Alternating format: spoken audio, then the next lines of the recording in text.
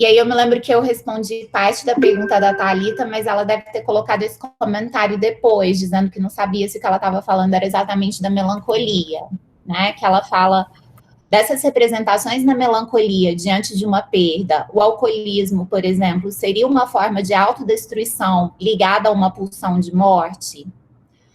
Acho, então, que a melancolia da minha pergunta não seria melancolia. Thalita, não consigo te responder, te dar uma resposta objetiva, porque eu teria que conhecer um pouco melhor o caso que você está apresentando, né? Mas eu separei uma citação do Freud para a gente entender um pouco mais o que ele fala quando ele diz que a melancolia, que o que caracteriza a melancolia é que a sombra do objeto recai sobre o eu. Ou seja, o que ele está querendo dizer com isso? Porque quando você me pergunta se, por exemplo, o alcoolismo pode ser sei lá, uma forma da gente poder perceber a autodestruição e a pulsão de morte, pode sim, né? Mas eu precisaria entender um pouco mais o caso e se realmente o alcoolismo está ligado a uma melancolia, ou se porque ele pode estar ligado a qualquer outra forma de adoecimento e a qualquer outra estrutura. Não necessariamente a melancolia, embora isso seja bastante comum, né? Eu vou ler um trechinho aqui que eu separei do Freud, dessa citação, que talvez isso fique um pouco mais claro, né? A gente vai falar um pouco da identificação melancólica amanhã, mas eu vou ler esse pedacinho para vocês.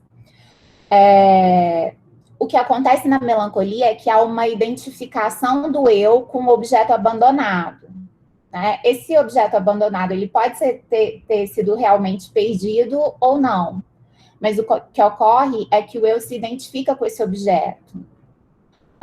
Freud dá um exemplo de um menino que perde um gatinho, uma criança pequena que perde um gatinho e depois ele passa a miar, como se fosse esse gatinho. Que é um exemplo de identificação melancólica, né? E aí Freud vai dizer, então, que a sombra do objeto caiu sobre o eu, que agora pode ser julgado por uma instância especial como um objeto abandonado. Então, toda aquela censura e aquele julgamento que o eu destinaria ao outro, a esse objeto abandonado, acaba sendo destinado ao próprio eu. Desse modo, a perda do objeto se transformou em uma perda do eu. E o conflito entre o eu e a pessoa amada, que seria, no caso, o objeto, em uma cisão entre a crítica do eu e do eu modificado pela identificação, ou seja, por essa parte do eu que se identificou com esse objeto perdido. Quando você pergunta do alcoolismo, pode sim ser uma característica da melancolia, né? Porque existe uma série de fantasias de autodestruição ligadas à melancolia, que é uma das formas como a gente faz um diagnóstico diferencial entre a melancolia e outras psicoses, porque muitas vezes os delírios, as alucinações na melancolia, eles têm um conteúdo muito negativo e muito ligado à autodestruição. Isso pode levar à atuação, como no caso do alcoolismo, mas eu não sei te dizer sem conhecer um pouco mais o caso. Você disse que não sabe bem se o que você está se referindo aqui é melancolia, né? Então, a gente usa a palavra melancolia se referindo a depressões profundas, né? Uma tristeza profunda. Mas quando eu falo de melancolia aqui, eu estou falando da melancolia como uma das formas de adoecimento, uma estrutura psicótica, né? Então, ela acompanharia uma série de outras características, mas principalmente esses delírios, essas alucinações muito negativas e muito ligadas à autodestruição e à censura do eu, né? Como se Freud vai falar, embora ele ainda não tenha nesse momento elaborado a segunda tópica, mas ele vai falar de um supereu exacerbado e muito crítico que aparece nesse momento. Não sei se eu respondi sua questão, mas, assim, é preciso entender um pouco mais do caso para a gente poder tentar dar conta dele, né? É Marcélio. É Marcélio mesmo? Eu escrevi errado. Ele perguntou, eu estava falando sobre... Ai, peraí, deixa eu ler aqui. Olha, ele pergunta, a retirada da barra entre significante e significado tem a ver com deslizamento de significante? Na verdade, não é uma retirada da barra, é uma retirada da linha e ele transforma, então, isso numa barra, que vai representar a barra do recalque. O que o Lacan faz é porque ele inverter, então ele coloca o significante em cima e o significado embaixo, e ele passa a tirar, eu não sei se vocês se lembram, eu devia ter pego aqui, quem já estudou Saussure, lembra que ele coloca duas setinhas, né, uma para cima e uma para baixo, às vezes ele escreve dentro de um círculo, né, para dizer que aqueles dois estão relacionados, o significante e o significado. E aí o que o Lacan faz, então, é inverter a ordem dessa barra, então o significante vai vir em cima, grafado em S maiúsculo, para representar justamente essa primazia do significante. Então, o que acontece? Se vocês quiserem entender um pouco melhor, o Marco Antônio, naquele livro que eu já mostrei ontem, o Marco Antônio Coutinho Jorge, ele explica muito bem isso que o Lacan faz, que é primeiro tirar o círculo e a barra, né, que contornam esse algoritmo, e que indicam a relação entre o significante e o significado. As flechas que aqui no comentário diz que já não constavam no esquema original de Saussure, elas também desaparecem, mas no livro, pelo menos na versão que eu tenho do curso de Linguística Geral, essas setas ainda existem. A posição do significante e do significado é invertida, né? Então, o significante vai para cima e o significado vai para o denominador. É isso com isso que ele tenta representar isso que é a primazia do significante, né, que também é grafado com a letra maiúscula. O que acontece? A linha que existia antes, ela indicava uma relação. Com Lacan, ela deixa de indicar uma relação e ela passa a indicar uma barra, uma separação. Então, não há mais uma relação, mas uma resistência à significação, que é representada por essa barra, que seria a barra do recalque. Então, a gente pode dizer que o significado, ele desliza sob o significante, e não mais numa relação entre os dois. Eu sei que é meio difícil explicar isso tão brevemente, né? Mas a ideia é de que o significante, ele vai ser assimilado à enunciação, né? Mas não existe uma relação ali. Existe sempre uma resistência a uma significação total, que é representada justamente pelo recalque, por aquilo que fica de resto. Se você tiver interesse, eu recomendo ler o capítulo 2 desse livro de Fundamentos da Psicanálise, que chama Inconsciente e Linguagem, o Simbólico, que ele explica muito bem esse caminho que é feito pelo Lacan, né, de releitura do Freud, e como ele incorpora a linguística a isso e produz essa primeira fase do ensino dele. Acho que eram essas só, né, Gil? Sim, eram essas. Você pode só repetir o nome do livro, sim, e do autor? Fundamentos da Psicanálise de Freud a Lacan. É uma série de 3 livros, mas esse aqui é o melhor deles, porque ele fala bastante desses conceitos fundamentais, e aí ele vai percorrendo Freud e Lacan e explica de um jeito bem claro, pelo menos nessa questão do simbólico. Algumas coisas que eu falei ontem da pulsão vem desse livro aqui. Tudo bem? Acho que podemos começar, então, né? Bom, obrigada por vocês terem voltado, por eu não ter assustado muito vocês ontem.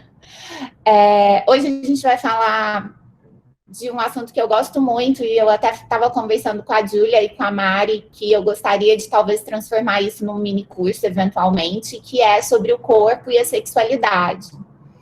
mas principalmente sobre o corpo, que tem muito a ver com o meu caminho como pesquisadora, com o meu objeto e com os textos que eu produzo. Eu me interesso bastante pelo modo como a gente constrói isso que a gente chama de corpo na psicanálise e pelas intervenções que a gente pode fazer nesse corpo e que tem influência no psíquico, e também aquilo que o psíquico nos impulsiona a intervir no corpo. Então, isso me interessa bastante, né? Pode passar primeiro, Di, por favor. Para começar, eu trouxe um trecho do livro da Alice, no País das Maravilhas.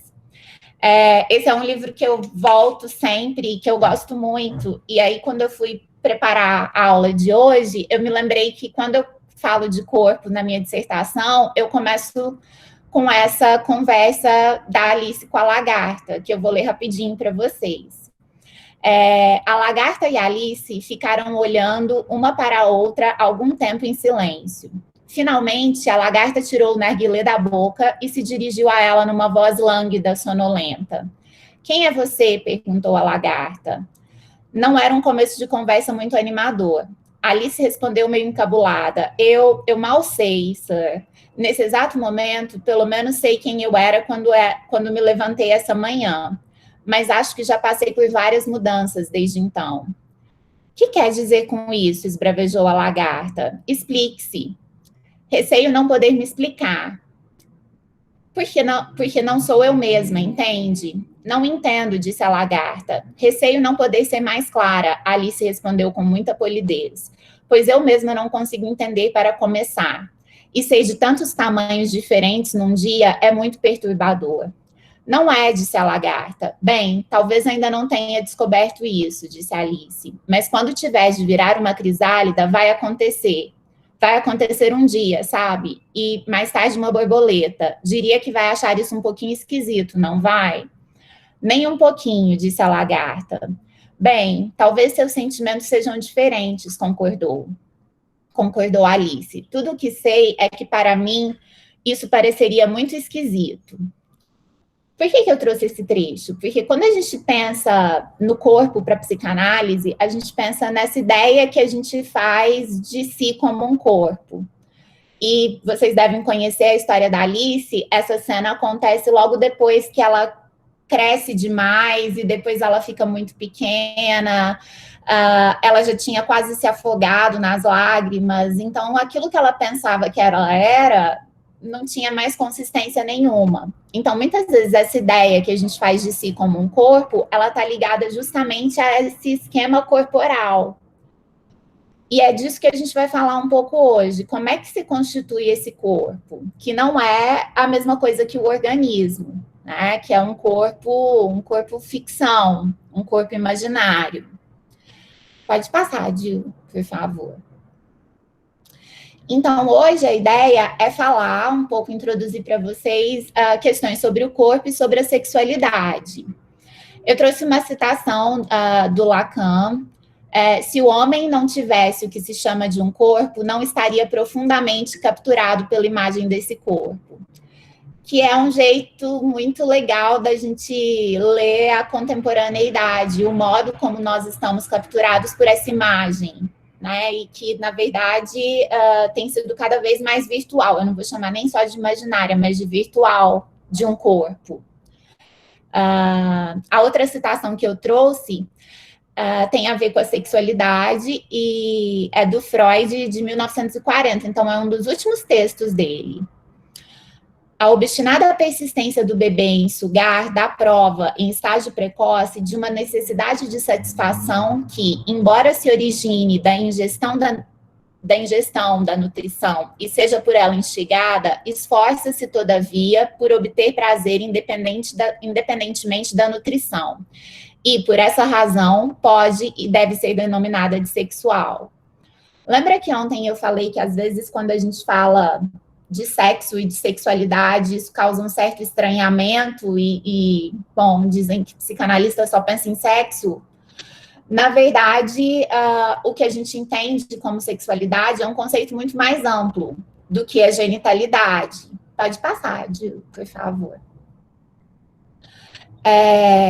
Eu trouxe uma cena de Fleabag. Para quem ainda não viu, vocês deveriam ver, porque a série é maravilhosa.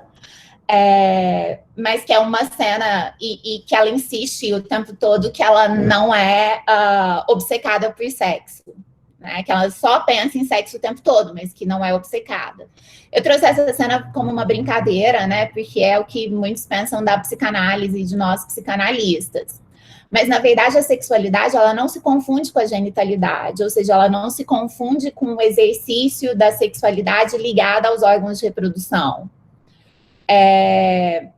A sexualidade tem a ver... Ontem eu falei um pouco de pulsão, né? E justamente pelo fato de que a gente não opera mais no registro do instinto, e sim no registro da pulsão, isso quer dizer que a sexualidade, ela permeia a nossa vida inteira desde o nascimento, né? Então, lá em 1905, se não me engano, quando Freud vai falar dos 2 princípios do funcionamento mental, ele vai falar do princípio do prazer e do princípio da realidade, né? Então, ele fala que, essencialmente, o aparelho psíquico opera a partir do princípio do prazer, ou seja, na busca pelo prazer ou pela diminuição do desprazer.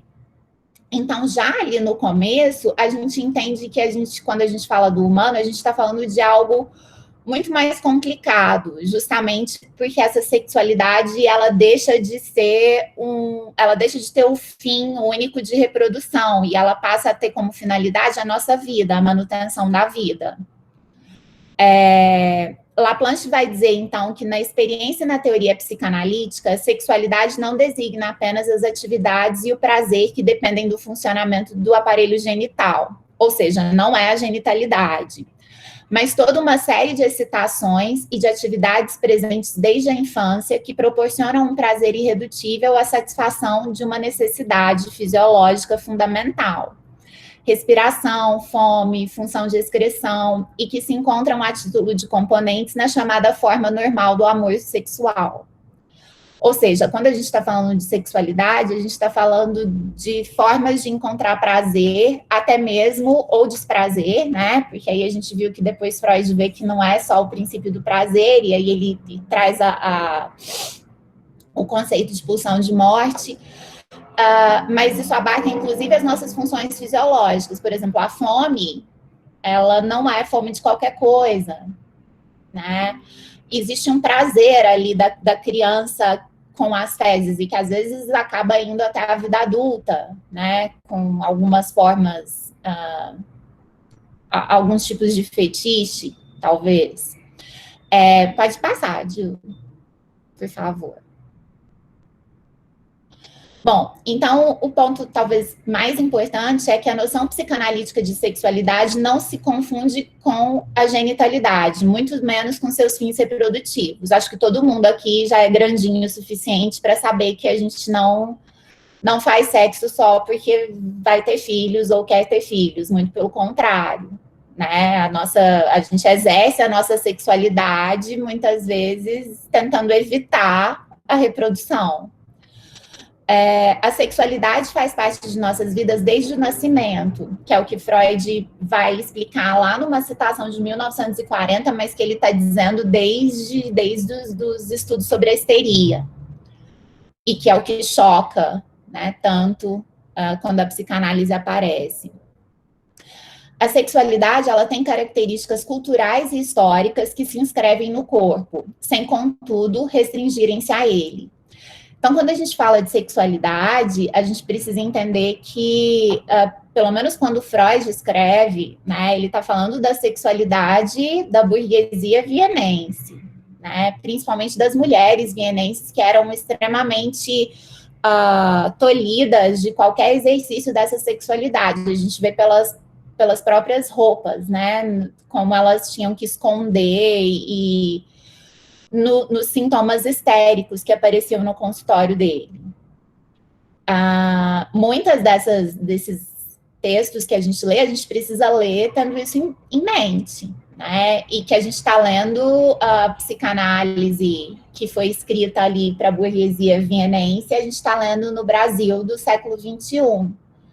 E que é claro que o modo como nós exercemos e como a sexualidade se inscreve no nosso corpo acaba modificando, dependendo da cultura, até mesmo do clima, né? O conceito de sexualidade transcende considerações meramente biológicas, centradas na reprodução e nas capacidades instintivas, e constitui-se como motor da vida. O que chocou a sociedade vitoriana e assusta ainda hoje é que a sexualidade é opaca, problemática e disruptiva para nossas identidades. E está longe de ser uma matéria lisa e macia, pronta para ser modelada ou esculpida, não é residência, gente, desculpa, é sem resistência, conforme as normas sociais ou nossa vontade e arbítrio. Ou seja, a psicanálise existe porque a sexualidade é muito mais complicada do que nós gostaríamos que fosse. Então, é nisso que se baseia toda a teoria psicanalítica e toda a forma como a gente vê o sujeito, as formas de adoecimento desse sujeito, a relação com os outros. Como é que eu organizei a aula de hoje? Então, primeiro a gente vai falar da organização sexual desde a infância. Quem fez o ano passado, eu, a Júlia e a Mari, a gente deu um mini curso no CICLE e a gente falou um pouco sobre isso, né? As meninas desenvolveram mais o tema falando sobre as questões de gênero. Então, essa aula retoma um pouco daquilo que foi apresentado lá, para depois a gente falar um pouco sobre como se constrói um corpo. Pode passar, Júlia, por favor. Quando o Freud começa... Bom, a sexualidade, ela aparece para Freud desde o começo, né? Como uma questão fundamental para se entender as histéricas. E aí, o que Freud vai percebendo? Que muitas das fantasias elas advêm da infância, né? Então, essa descoberta de que há uma sexualidade na infância foi extremamente chocante para a sociedade vitoriana e foi o motivo do rompimento, por exemplo, do Jung e do Adler com Freud. Tanto Jung quanto Adler, eles achavam que Freud dava importância demais à sexualidade e que isso que ele propunha acerca da sexualidade infantil era um pouco absurdo e que seria dificilmente aceito, né? Então, está ali num dos fundamentos dessas primeiras tretas aí da sociedade psicanalítica. Freud vai observar, então, que a sexualidade ela está presente desde o nascimento. Ontem eu falei para vocês da coisa mítica, né? Daquela primeira mamada e daquela primeira ideia mítica de prazer. Freud vai chamar essa organização sexual infantil e essa criança pequena, até mais ou menos 2, 3 anos de idade, de pequeno perverso polimorfo. O que isso quer dizer? Né? Até então, a ideia de perversão era a ideia de qualquer exercício da sexualidade que não tivesse como fim a reprodução. Ou seja, a maioria das coisas que a gente faz seria bem perverso, se a gente for considerar essa definição. Freud ele vai dizer, então, que essa perversão, ela marca a nossa primeira infância, né? Que isso que era tido como perversão, como patológico, na verdade, era talvez a regressão ou outras formas de se exercer a sexualidade que estava presente desde a infância.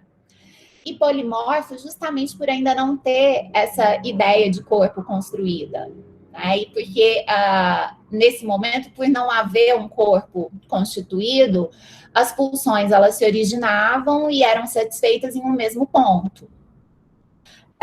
Hoje eu vou, mais tarde, dar aula sobre Melanie Klein, e aí eu fui retomar algumas coisas mais cedo. E Melanie Klein, embora, enfim, tome um caminho completamente distinto do que a gente tem aqui com Freud e com Lacan, ela fala dos primeiros meses de vida e de como a sensação é de um corpo totalmente despedaçado, desorganizado, né? A Melanie Klein vai chamar isso de posição esquizoparanoide. Porque ela vai falar não de fases, mas de posições, se contrapondo um pouco a essa ideia do Freud. Mas a ideia é de que, então, ainda não existe esse esquema corporal, essa ideia de si como um corpo. O bebê é como se fosse uma extensão da mãe, mas de forma totalmente desorganizada, né? Então, as pulsões são parciais e esses primeiros meses de vida são caracterizados pelo autoerotismo, ou seja, as pulsões se originam e são satisfeitas em uma mesma zona erógena. Por isso que a gente tem aquelas fases, né, que aparecem lá nos 3 ensaios da teoria da sexualidade, que é a fase oral, a fase anal, a fase fálica. Então, né, nesses primeiros meses de vida, há uma indistinção entre o eu e o outro. Essa diferenciação, ela começará a se dar a partir do narcisismo, desencadeado pelo estágio do espelho. Pode continuar, por favor. Bom, então, Freud vai falar sobre os primeiros anos de vida, dividindo isso em fases, né? Como eu disse ontem, esse é um dos textos que Freud retoma e reescreve e acrescenta notas mais vezes, né? Inclusive, aquela citação lá do começo é um dos trabalhos em que ele retorna a esse texto sobre os 3 ensaios da teoria da sexualidade. Ele vai falar, então, de fases, né? Mas quando a gente pensa em fases, essas fases, elas não são tão definidas e não são superadas. Né? Para quem vem da psicologia, ou mesmo da educação e estudou Piaget, vocês devem lembrar dos estágios, né, do desenvolvimento, e que são estágios em que você acaba adquirindo funções cognitivas que te preparam para um estágio seguinte. Quando a gente pensa em fases aqui, a gente pensa em fases que não são totalmente superadas e fases às quais a gente pode retornar em qualquer momento da vida. E que muitas vezes deixam resquícios, até mesmo quando nós já somos adultos. Então, a primeira delas seria a fase oral, né? Então, na fase oral, a pulsão se origina na boca, né? E ela é satisfeita nesse mesmo lugar, que é a boca. Qual que é o objeto? O objeto fundamental nessa primeira fase é o seio da mamãe, né? Que é o primeiro objeto que a criança vem. Justamente por isso ele aparece como o objeto na mítica coisa que a gente falou ontem. A segunda fase seria a fase analsádica. Voltando um pouco. A gente pode observar essa fase oral quando a gente observa um bebê pequeno, né? Como é que o bebê conhece o mundo? Ou como é que ele se conecta com o mundo? Sempre pela boca, né? Colocando as coisas na boca, mordendo, a gente coloca o dedinho na boca do neném para o neném chupar. Ou seja, é através da boca que se estabelece o contato do bebê com o mundo. Né? E ali é tanto lugar de origem, fonte dessa pulsão e de satisfação dessa pulsão. Num segundo momento, a gente tem a fase analsádica. É nesse momento que o bebê começa a adquirir o controle do esfíncter. Ou seja, ele começa a controlar as fezes. Quem tem ou já teve filhos sabe como é o treino, né, dessa fase de ir ao banheiro, de saber quando vai fazer ou não, de às vezes o neném segura o cocô, muitas vezes o neném faz o cocô e tem que mostrar para a mamãe o que fez. Então, o que a gente tem ali? A gente tem a fonte e a satisfação no ânus, né, e no esfíncter anal, uma satisfação no controle, né, no poder segurar ou soltar as fezes, isso traz uma satisfação física, inclusive. E o objeto são as fezes, que muitas vezes funcionam como um presente para a mamãe, né? O bebê pode querer não dar esse presente e segurar as fezes, ou pode, enfim, querer mostrar o tempo todo. Então, é uma fase de controle, né? Depois disso, a criança um pouquinho maior entra na fase fálica, que é a fase em que ela começa a se interessar pelos genitais, né? O meu priminho fofo, de 2 anos e pouquinho, na verdade, acho que ele acabou de fazer 3 anos, ele está numa fase em que ele pergunta para todo mundo se tem o tuti, que ele chama de tuti. Então, ele chega para a gente e pergunta, você tem tuti? Não, não tenho. O que você tem, então? E aí ele ainda não sabe que nome dá para o que a gente tem, né? E aí ele convida todo mundo para nadar pelado na casa dele, porque ele quer saber o que as pessoas têm. Então a gente chega na casa dele e ele fala, vamos nadar pelado? E, enfim, é a fase em que começa-se a notar a diferença sexual, né? E é aí que vai se desenrolar o complexo de Édipo, que vocês já devem conhecer até um certo ponto, né? Mas que é justamente a assunção dessa diferença sexual do eu tenho, você não tem, né? Mas também a constatação de que isso que eu tenho pode ser perdido a qualquer momento. Então, eu tenho, meu priminho tem o tuti, né? Mas ele vai se dar conta, se tudo se desenrolar bem, que esse tuti pode ser cortado pelo papai, né? Então precisa operar uma castração, que na verdade é uma operação muito mais complexa. Isso quer dizer o quê? Que a gente está inserindo um terceiro numa relação que antes era dual, né? Então a gente tem mãe e bebê numa relação totalmente simbiótica e que precisa ser instituída a separação para que esse bebê cresça saudável, né? Lembra que ontem, quando eu falei do recalque, da foraclusão, eu disse que às vezes, que nem sempre o recalque opera, né? Nem sempre a castração se faz operar, e a gente pode ter outros destinos que não seja a neurose. Então, a fase fálica é marcada justamente pela instituição desse terceiro, que a gente pode representar pela figura do pai, mas que pode ser qualquer coisa que corte essa relação simbiótica entre a mãe e o bebê. Então, pode ser um filhinho novo, pode ser o trabalho da mamãe, né? Porque a mamãe, ela precisa olhar para outras coisas que não sejam só o bebê. O mundo não pode ser só a mãe e o bebê numa bolha maravilhosa, né? Então, é isso que precisa se operar no complexo de Édipo, que também é a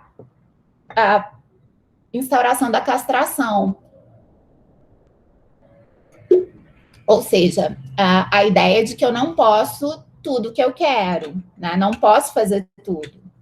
Eu preciso me submeter a leis, né? E aí vem a lei do incesto, mais uma série de outras leis, às quais a gente tem que se submeter para poder viver no mundo, para poder viver em sociedade. Esse é um período que dura mais ou menos entre os 3, 7 anos, mas eu não falo muito de idade, porque isso depende bastante, né? Enfim, a gente tem visto que só acontece em idades muito diferentes. Mas o complexo de Édipo, ele é fundamental, porque é nele que, e aí eu vou falar disso um pouco amanhã, é nele que se estabelecem duas operações muito importantes para a nossa vida, que é a identificação, né? Ou seja, com quem eu me identifico, que isso tem a ver com o desfecho que é dado ao complexo de Édipo, ou seja, eu posso me identificar como mulher, como homem, como uma mulher mais masculinizada, como um homem mais feminino, e nisso eu tenho uma série de destinos, né? Mas é aí que de certa forma, se esboça o que eu sou e o que eu quero, no sentido de, então, a identificação e a escolha de objeto, né? Numa forma muito simples, então, o meu priminho, vamos supor, na saída do complexo de Édipo, ele se dá conta que, então, a mamãe não é só dele, né? Ele não pode ter a mamãe só para ele, porque quem tem a mamãe é o papai. Então, mas o que ele pode é se identificar com o papai e tentar procurar outras mulheres parecidas com a mamãe. Claro que eu estou falando da saída simples do Freud, isso, enfim, tem uma série de outras saídas e a gente precisaria de um curso só para falar sobre isso, né? É muito importante, então, se dar conta disso, de que quem eu sou, né? E claro que isso não é uma pergunta simples, e o que eu desejo começaria a surgir daí, da dissolução do complexo de Édipo. Depois disso, a gente teria um período de latência, que é aquela fase em que a criança, adolescente, começa a ser meio esquisita, né? Assim, eu tô brincando, mas assim, quando a gente olha para as nossas fotos, é um período em que a gente está um pouco esquisito, justamente porque a gente está começando, o nosso corpo começa a mudar, né? Até a gente chegar à fase genital. Então, a gente começa a adquirir caracteres mais femininos ou mais masculinos, e, enfim, até a gente chegar na fase genital, né? Que acontece quando a gente está pronto para a maturidade sexual. É claro que a gente pode retornar a qualquer uma dessas fases e a gente pode, inclusive, se fixar em uma delas, em alguns quadros mais problemáticos, né? Mas a gente retorna, a gente tem momentos em que, características muito ligadas à pulsão oral, por exemplo, ou à pulsão anal. A gente pode relacionar algumas formas de adoecimento, por exemplo, a neurose obsessiva está muito ligada à fase anal sádica. Mas isso também requeriria um pouquinho mais de tempo. Então, essas seriam as fases do desenvolvimento sexual. Lembrando sempre que são fases que não são superadas, né? Que são fases em que, inclusive, por exemplo, o meu priminho, ele está aí, aparentemente, na fase fálica, né? Querendo saber do tute, enfim. Mas ele ainda também tem momentos em que ele pede para a mamãe ajudar ele a fazer cocô, né? Ou seja, não foi totalmente superado, né? Ele ainda tem a chupeta dele, então existem resquícios ainda dessa fase oral. E isso vai vai acontecendo à medida que vai se desenvolvendo, né? Às vezes a gente atrasa um pouco mais. Bom, pode ir, Júlia.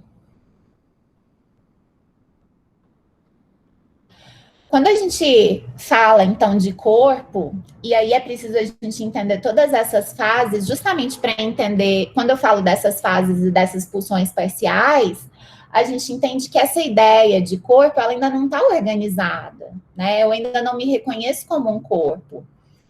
Uma das dicas que a gente tem de que a gente ainda não se reconhece como um corpo nessa primeira infância é que a criança pequena, ela não costuma falar na primeira pessoa do singular, então ela não costuma falar eu. Né? Meu priminho, o Rodrigo Filho, ele não fala eu quero isso, ele fala o Fifilho quer isso. Né? O Fifilho tá com fome.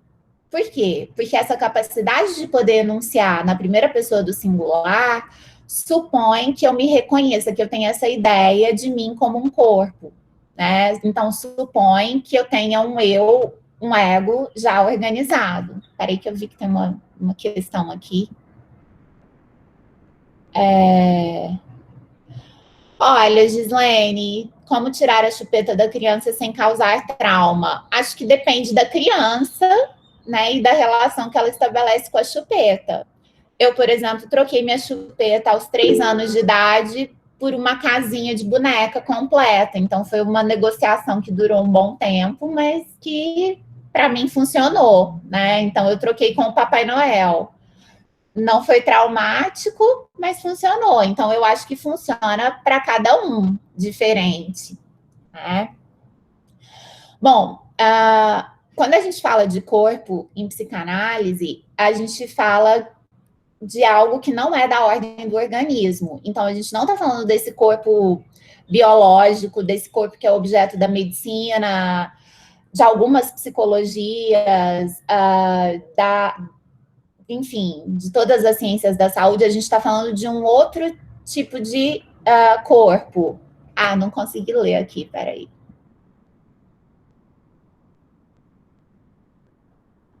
Thalita, então, eu troquei a minha chupeta, mas eu continuei com a mamadeira, mas só valia na fazenda por alguns anos também. Então, não sei se essa troca foi totalmente bem sucedida. Não. Eu trouxe um trecho de um de uma música do Arnaldo Antunes, que eu acho muito legal, que pelo menos o Arnaldo Antunes é fantástico, né? Eu acho que ele explica a psicanálise com as músicas e os poemas muito melhor do que a maioria dos psicanalistas. O corpo existe e pode ser pego.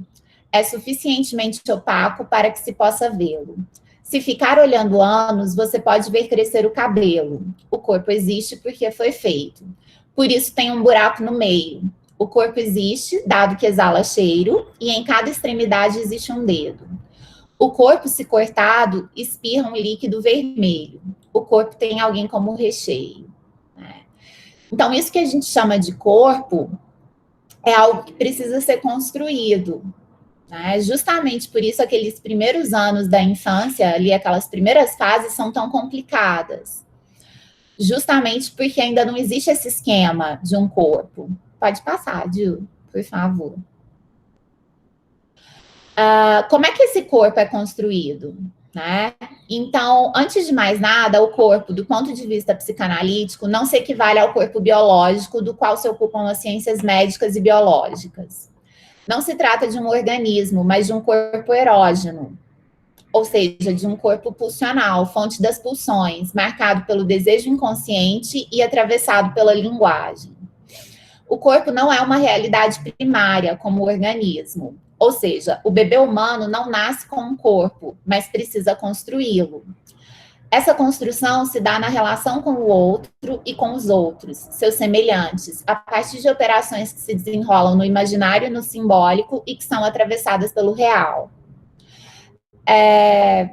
Se a gente tivesse mais tempo, seria legal a gente retomar um pouco a história do corpo, e de como a nossa relação com o corpo vai mudando ao longo dos séculos. Então, se a gente pega culturas que eu vou chamar aqui de primitivas, mas que eu entendo que isso é um pouco problemático, mas que eu chamo por causa dos textos de antropologia que eu leio, a gente vai vendo que a relação com o corpo era de e o corpo como parte de um universo. Essa relação ela vai se transformando com o cristianismo, e o cristianismo é o grande responsável pela somatofobia, então por essa aversão que a gente tem do corpo, o corpo como algo terreno, como algo sujo que precisa ser purificado para que a gente possa, enfim, chegar além, seja lá onde for, E até a gente chegar à relação que a gente estabelece hoje com o corpo. Um corpo que é completamente manipulável e que pode ser transformado e que é um objeto de consumo. Quando eu falo, então, que o corpo não é uma realidade primária, é porque isso que a gente nasce, e Lacan vai falar isso, ele vai falar que o bebê, quando nasce, ele não passa de um pedaço de carne. Se você deixa esse pedaço de carne sem cuidados, sem esse atravessamento pela linguagem, sem o amor, ou seja lá o que for que a gente investe nesse bebê, isso não vai virar muita coisa. Tem um vídeo, uma série de vídeos, um psicanalista chamada, eu acho que é René Spitz, não tenho certeza, eu sempre esqueço. Ele fez uma série de pesquisas com bebês no pós-guerra,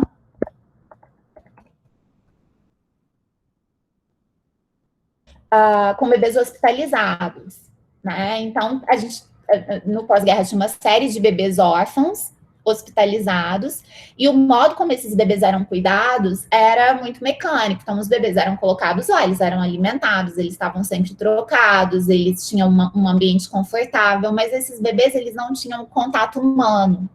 Então, a troca, ela era frequente, Então, cada hora ia um médico diferente, um enfermeiro diferente, não tinha carinho, ninguém conversava com esses bebês, porque, afinal de contas, eram bebês muito pequenos, que se vai conversar, E aí, o que foi se percebendo é que essas crianças, elas foram adquirindo um comportamento totalmente autístico. Então, esses vídeos, eles são extremamente chocantes, porque a gente vê crianças completamente saudáveis, mas que não tiveram esse contato humano, eles não tiveram esse... é como se eles não tivessem sido banhados pela linguagem. e assim, a linguagem como um todo, né? E aí a gente tem bebês que são só esse pedaço de carne, realmente. Quem tiver ver é interessante, mas muito, muito triste, né? Mas a partir dessas pesquisas do Spitz é que começou-se a entender a necessidade de um cuidado diferente para crianças, que não pode ser esse cuidado mecânico, né? Que precisa-se de algo mais. Pode passar, Ju, por favor. Bom, o mistério do corpo falante, né? O Freud, a psicanálise nasce com as histéricas, né? E as histéricas, elas chegam justamente com esse mistério desse corpo falante, de um corpo que se manifesta de várias maneiras, né? Se manifesta com convulsões, com paralisias, com desmaios, com falta de voz, com tosse e com várias coisas que não têm explicação nenhuma, né? Então, o sofrimento histérico, ele é um acontecimento no corpo. E é justamente esse sofrimento, esse mistério dessas histéricas que faz com que Freud comece a perceber que existe uma contraposição entre o corpo anatômico e esse corpo palco, que é sofrimento das histéricas, que encenam esse sofrimento na carne. Então, é já lá, né, embora ele ainda não articule isso exatamente dessa maneira, que se percebe que a gente não pode pensar no corpo anatômico como sendo correspondente a esse corpo fantasístico. Né? A gente fala das histéricas, mas a maioria de nós tem acometimentos no corpo que a gente não consegue explicar exatamente. Né? E aí a gente tem manifestações contemporâneas que nos remetem muito que hoje a gente consegue dar nome, né? A gente consegue localizar de alguma forma, mas que não deixam de ser acontecimentos no corpo, por exemplo. Eu sofro de crises histéricas, foi excelente, de crises de enxaqueca, que não deixam de ser crises histéricas, há muitos anos, né?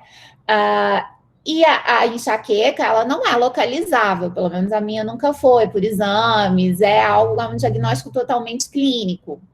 E que, pelo menos no meu caso, tem totalmente a ver com as manifestações de uma boa histérica, né? Mas a gente tem outras formas de adoecimento também, que embora não tenham algumas explicações, ainda tem um diagnóstico totalmente clínico e uma localização não totalmente explicável, como a fibromialgia, né? Ou algumas questões de pele, como vitiligo, a psoríase. Tem inclusive um livro do Dunker e da Tatiana Assad que chama A Pele como Litoral, em que faz parte do pós-doc da Tatiana Assad, que é muito interessante, que fala justamente dessas formas de manifestações e de acontecimentos no corpo que são manifestações psíquicas.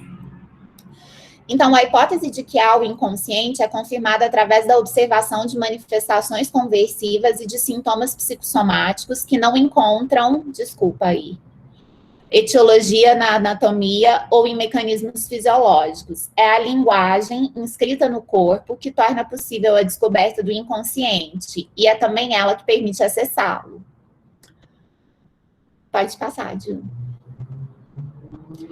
Bom, não sou um corpo, tenho um corpo. Eu estava falando para vocês dessas sociedades primitivas e de como muitas dessas sociedades, né, há pouco tempo, enfim, já tem um tempinho, né, quando a gente ainda podia sair de casa, eu moro aqui do lado do Museu do Índio.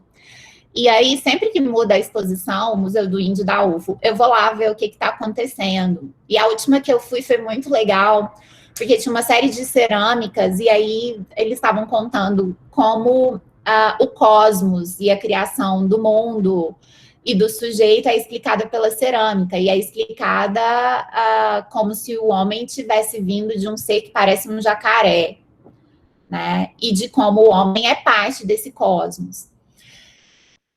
Eu gostaria muito, não tive oportunidade, mas se eu fosse conversar com esse pessoal sobre o corpo, eles provavelmente teriam um entendimento muito diferente do que a gente tem, né? O que a gente tem, a relação que a gente estabelece com o corpo é uma relação de posse.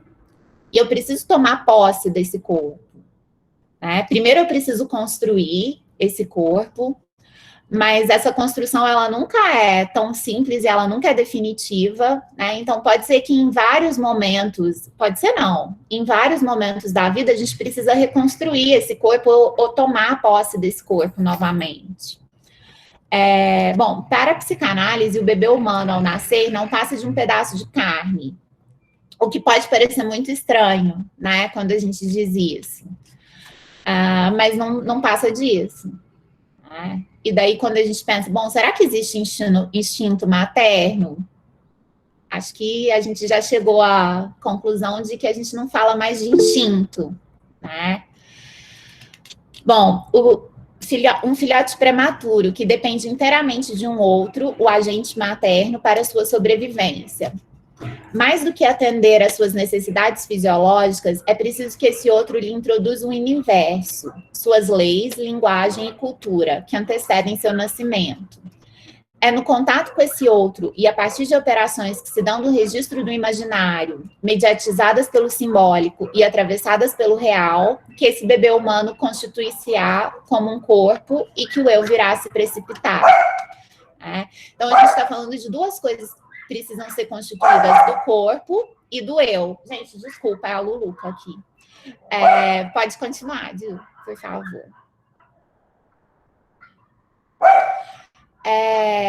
Tem um texto que eu gosto muito do Han Mandil, que eu acho que eu não coloquei nas citações que eu vou mandar para vocês, que chama Joyce e a ideia de si como um corpo. Que Mandil vai retomar, então, o Seminário 23, né, e a leitura do James Joyce. Quem já leu o Seminário 23 sabe que é um terror, mas que a gente continua tentando muitas vezes. E aí ele vai dizer, então, como com a literatura, Joyce consegue, então, construir um corpo, construir essa ideia de si como um corpo. Porque a ideia é de que Joyce seria, né, um psicótico que, de alguma forma, conseguiu encontrar amarração através da produção literária, né? Ou seja, ele conseguiu encontrar uma forma de não enlouquecer, né, nisso que a gente chama de, enfim, enlouquecer popularmente, através da escrita. Quando a gente lê Ulisses, por exemplo, a gente vê que em Ulisses ele vai tentando construir um corpo mesmo. E daí, se a gente vai tentar ler Finnegan's Wake, que é, enfim, não sei bem para que a gente tenta ler Finnegan's Wake, mas a gente vai vendo como Joyce tem uma relação totalmente singular com a linguagem, né? E como com a linguagem ele vai experimentando uma forma de construir a vida do personagem lá, né, que é o Dédalus, se não me engano. Não lembro se o Dédalus é do... Acho que é o Dédalus. Mas, enfim, eu gosto muito desse trecho do Mandil, porque ele me capturou de tal forma que eu comecei, quando eu li esse texto antes de escrever meu projeto de mestrado, e desde que eu li esse texto, eu fiquei pensando que é isso que eu gostaria de tentar entender, né? Como é que a gente constrói essa ideia de si como um corpo? O que é isso? Que parece tão simples, mas aí a cada ano que eu vou estudando me parece mais difícil de se compreender. Bom, então, uma unidade comparada ao eu não existe desde o nascimento, né? Justamente por quê? Porque a gente ainda tem aquelas pulsões parciais ali, naqueles primeiros momentos de vida. Então, o primeiro período de vida do bebê é denominado por Freud de autoerotismo e é marcada pela vivência de um corpo fragmentado, pela ação das pulsões que se originam e são satisfeitas em uma mesma zona erógena. Quando a gente observa casos graves de psicose, a gente vê como isso funciona, como isso não funciona, né? Como isso às vezes pode dar muito errado. No caso do presidente Schreber, que eu comentei ontem, a gente pode perceber como um corpo pode se fragmentar e pode se desorganizar, né? O presidente Schreber, ele tem a sensação de que o corpo dele está sendo copulado por Deus e que ele está produzindo, né, que ele se transformou em mulher, foi copulado por Deus e que ele é responsável por produzir uma nova raça. Mas isso se desenrola de várias maneiras. Então, um dos primeiros sinais de um surto psicótico é justamente essa desorganização corporal, essa sensação de que, por exemplo, tem órgãos faltando, ou que tem algo sobrando ali dentro. Esse corpo despedaçado, anárquico e desintegrado mostra-se com regularidade nos sonhos, sob a forma de membros disjuntos, órgãos que aparecem fora do corpo, asas e chifres, que aparecem não se sabe de onde. Aparece também nos delírios e alucinações características da psicose, que vem ratificar a existência desse estado de desintegração, como no caso do presidente Schreber. Pode continuar, Gil. Como é que, então, vai se construir esse corpo? Né? A partir do narcisismo. Acho que todos vocês conhecem o mito do Narciso, né? Que foi capturado pela imagem a tal ponto que acabou se afogando, né? Tentando beijar essa imagem. Então, no primeiro período de vida, há uma indistinção entre a mãe e o bebê, né? Freud, quando ele escreve o texto do narcisismo, ele vai falar que vai ser necessária uma nova ação psíquica, mas ele não dá nome a essa ação psíquica, né? Ele só vai dizer que vai ser necessária uma nova ação psíquica para que o narcisismo seja instaurado. Lacan, em 1949, ele vai dar um nome para essa nova ação, ação psíquica, que é o estágio do espelho, que é o que inaugura a matriz do ideal na estrutura do eu. Né? E o que é o estágio do espelho? É aquele encontro com a imagem refletida no espelho, que precisa ser discursivizada por um outro.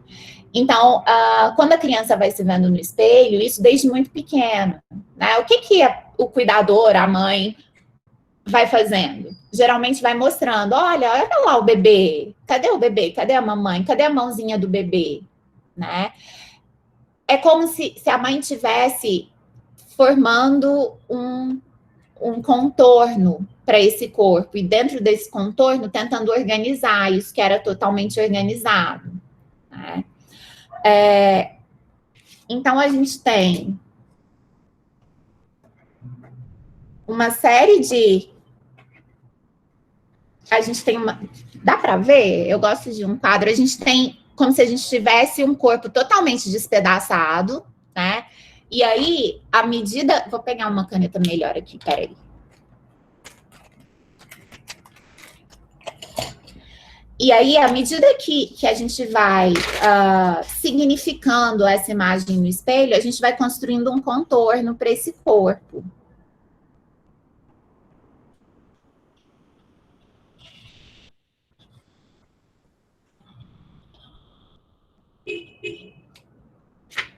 Eu desenho um pouco melhor que isso, tá? Eu prometo.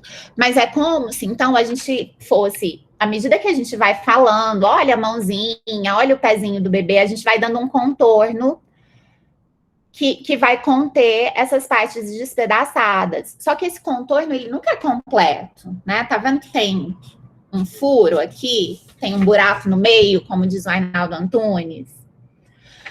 Como é que a gente se dá conta disso? Né? Todo mundo já deve ter passado pelo estranhamento de ver sua própria imagem no espelho, ou agora que a gente vive online, de abrir a câmera do Meet e levar um susto, né? Arrumar a franja, enfim, dar um sorriso. De vez em quando eu olho para o quadradinho aqui e eu falo, meu Deus, né? E tento dar uma arrumada. Por quê? Porque constantemente a gente percebe que existe uma diferença entre essa ideia que eu faço de mim como um corpo e isso que é refletido na imagem, né? Justamente porque esse contorno aqui não é completo, porque a gente tem esse furo aqui. Bom, Lacan vai falar do espelho, mas esse espelho, né, e ele deixa claro isso, na verdade, é o olhar do outro, que é capaz de discursivizar essa imagem e dar um sentido para uma imagem una. Então, essa imagem unificada é o que Lacan vai chamar de eu, né? O que Freud chama de eu é um pouquinho mais complexo, porque o que Freud chama de eu é uma junção do que o Lacan vai desmembrar em G e Moir, né? E que a gente vai falar um pouco amanhã. É no estágio do espelho que o eu se constitui. A criança frente ao espelho inicialmente não reconhece a imagem refletida como uma imagem de si, mas sim como um outro real. Né? Então, muitas vezes, quando você começa a apresentar, ela ainda acha que aquilo lá é um outro bebê. Né? Às vezes tenta tocar. Em seguida, reconhece a imagem como uma imagem vazia. Então, ela se dá conta de que não é uma imagem real. Mas é somente com os pais, né, com alguém, um outro materno, discursivizando essa imagem, dando esse contorno, que ela vai ser capaz de se reconhecer e de perceber que aquilo é uma imagem de si e que não é ela. Quando ela é capaz de fazer isso, é uma fase que o Lacan vai dizer que existe um júbilo, um encantamento, e que é isso que possibilita que o infans, né, saia desse estado de fragmentação e se reconheça como completo, constituindo assim a ideia de si como um corpo. Então, a gente precisa se reconhecer como completo para dar conta disso, né? A gente entende hoje que há esse buraco, mas eu preciso me reconhecer como completo. E é justamente aí, nessa fase, que essa criancinha vai ser capaz de enunciar na primeira pessoa do singular. Então, é aí que ela começa a deixar de falar. Eu estava falando do meu priminho, né? O filho quer que todo mundo nade pelado. E aí ele vai falar, eu. Então, poder enunciar na primeira pessoa assume que eu preciso assumir, então, a existência desse eu. E da ideia de si como um corpo. Pode continuar, Júlia, por favor. No narcisismo, a gente também tem... o texto do narcisismo é um texto que não é muito fácil, né? E que a gente acaba tendo que retornar diversas vezes, porque tem muitos conceitos que o Freud ainda está tentando explorar, né? E que às vezes não são tão bem definidos assim. Um deles é o de narcisismo primário e narcisismo secundário. Então, o narcisismo primário seria o quê? O eu que surge da confluência da imagem unificada que a criança faz de seu próprio corpo e dessa revivescência do narcisismo paterno é o eu ideal. Então, no narcisismo primário, eu tenho a constituição disso que é o eu ideal e que é composto pelos ideais do papai e da mamãe, que são projetados nessa criança, que corresponde ao narcisismo primário. Freud vai falar que esse primeiro momento, né, é o momento do His Majesty the Baby, então, Sua Majestade o bebê. Então, é aquele momento em que a criança se sente como o centro do universo, como Sua Majestade o bebê, né? Como um dia os próprios pais pensaram que poderiam ser, né? Então, é como se fosse a presentificação de todos os ideais dos pais que são projetados nesse pequeno bebê aí. E que é o centro do universo, o reizinho da casa. Quando a gente vê uma criança, e que se a gente não, enfim, se não surge um terceiro aí para impor a lei, e aí lembrando que esse terceiro pode ser, enfim, uma pessoa, um trabalho, qualquer coisa, a gente pode ter um pequeno monstrinho crescendo. Num segundo momento, a gente tem o narcisismo secundário, né? Então, mais tarde, o investimento da libido no eu ideal, característico do narcisismo primário, é substituído pelo investimento libidinal nos objetos. Então, se antes a libido era totalmente investida no próprio eu, né, no narcisismo primário, agora a libido pode ser investida nos objetos. Então, é um momento em que essa megalomania dessa majestade, o bebê, ela acaba diminuindo e abre caminho para as relações objetais. Né? Me perdi aqui. Isso não quer dizer que todo o montante da libido seja canalizado para o investimento objetal. Essa libido ela é investida nos objetos externos, mas ela retorna ao eu, marcando o que Freud vai chamar de narcisismo secundário. Ou seja, no narcisismo primário, toda a libido é investida no próprio eu. No secundário, a gente investe no objeto e depois ela pode ser retomada para o próprio eu. É com isso, então, que a gente tem o narcisismo secundário e o investimento em objetos externos. E aí a gente tem o ideal do eu. Então, no narcisismo primário, a gente tem o eu ideal, que é aquele que tudo pode, né? E num segundo momento, a gente tem o ideal do eu, que é uma projeção imaginária sobre o objeto, que surge no lugar da falta. Então, o ideal do eu, ele vai surgir como aquilo que falta ao eu ideal. Então, o ideal do eu, ele só pode surgir se o bebê sai desse lugar de centro do universo, né? Como assim, Matheus? Isso é um objeto, quando tem o ideal do eu, ele pode ter essa libido, essa energia colocada em um objeto só ou múltiplos objetos? Ou pode acontecer de meio que desprender maior energia em um objeto específico? Sim e sim. Pode ser um objeto só, né? Então você pode se fixar em um só objeto. Mas também o mais comum é que a gente invista em diferentes objetos. Mas eu estava falando, né? Eu acabo falando da Melanie Klein, eu sei que não tem nada a ver, mas é porque eu estava falando, enfim, estudando para isso.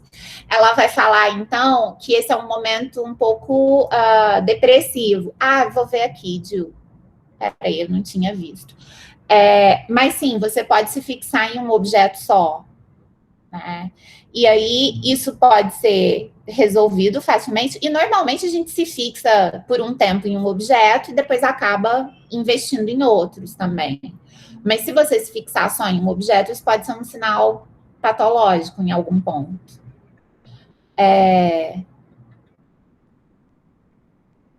Sim, Maeli, sim. A gente está falando de algo que surge ali na fase fálica, né? Porque quando eu estou dizendo, lembra que aqueles primeiros momentos, então a fase anal, a fase oral é um momento anárquico, né? Das pulsões anárquicas, que são que surgem e são satisfeitas em um mesmo objeto, em um mesmo ponto, desculpa.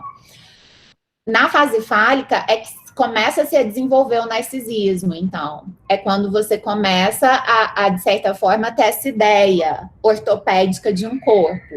Então, sim, acontece ao mesmo tempo.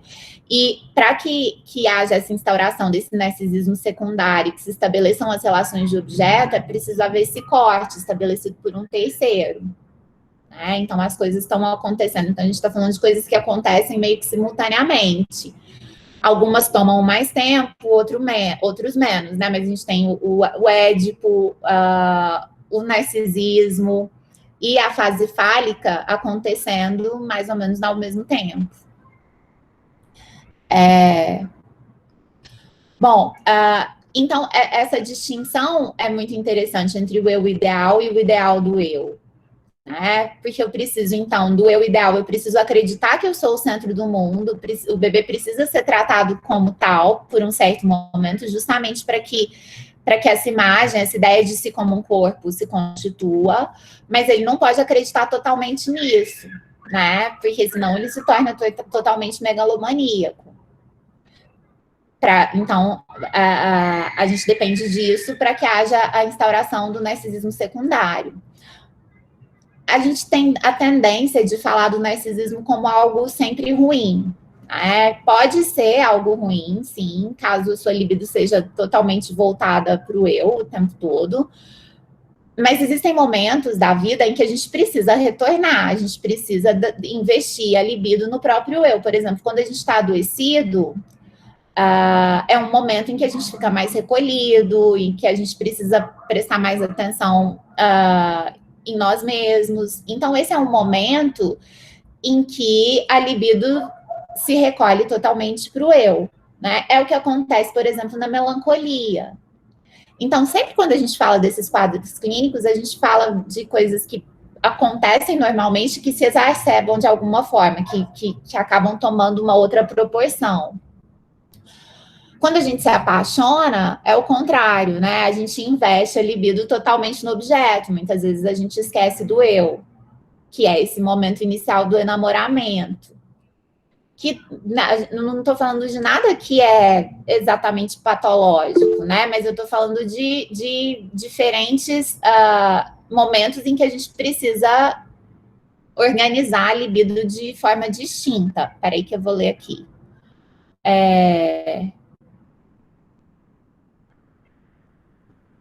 Milena, eu sinceramente não sei.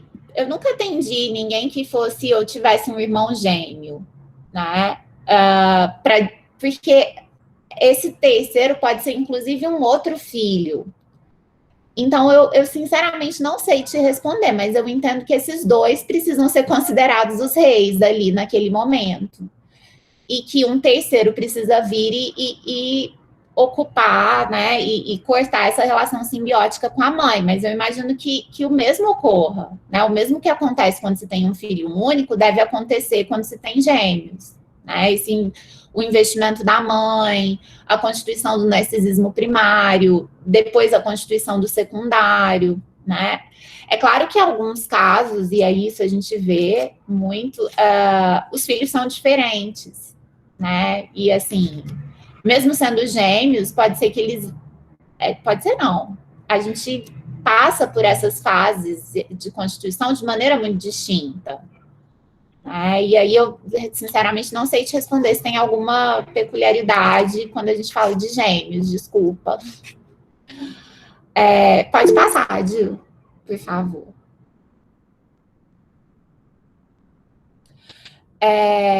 Bom, o eu, ele designa, então, a representação que o sujeito faz de si mesmo. Ou seja, aquilo que, quando você pensa em você, né, você pensa em você como esse corpo. Thalita, se você achar, coloca o link pra gente desse vídeo sobre os gêmeos.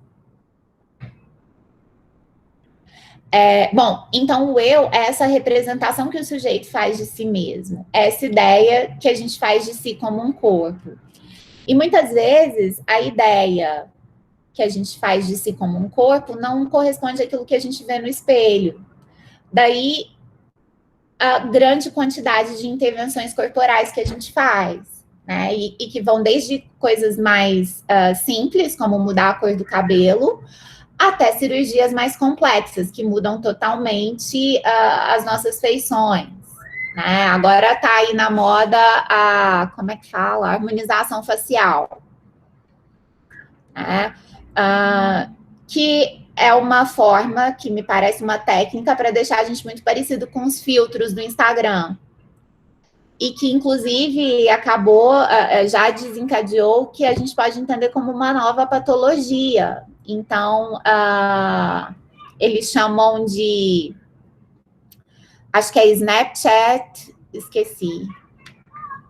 Eu vou lembrar depois. Mas tem uma pesquisa já na Inglaterra em que chegou-se à conclusão de que o número de jovens, principalmente jovens mulheres, que vêm procurar cirurgias plásticas, aumentou muito nos últimos anos. E muitas delas, isso mesmo, Pietra, Snapchat dysmorphia.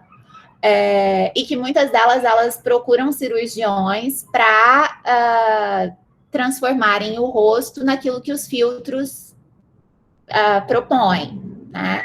Que é muito o que acontece com as harmonizações faciais também. Então, a gente precisa pensar, lembra que lá atrás eu falei que o corpo, ele também precisa ser entendido como algo cultural, né?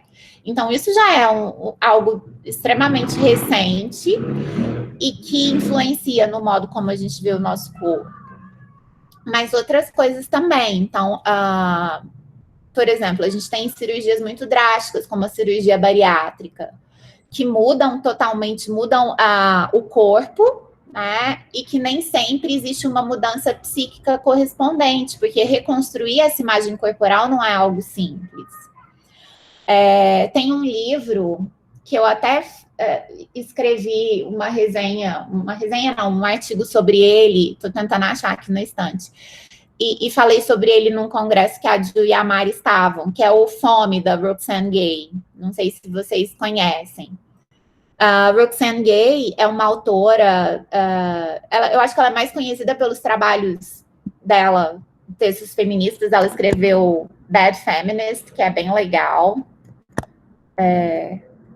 Roxane Gay. O livro chama Fome.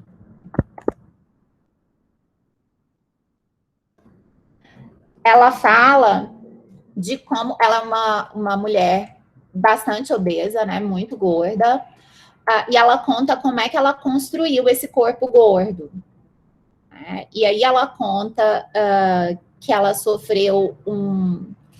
Eu vou contar um pouco do livro, mas isso não estraga, o livro continua sendo legal, tá?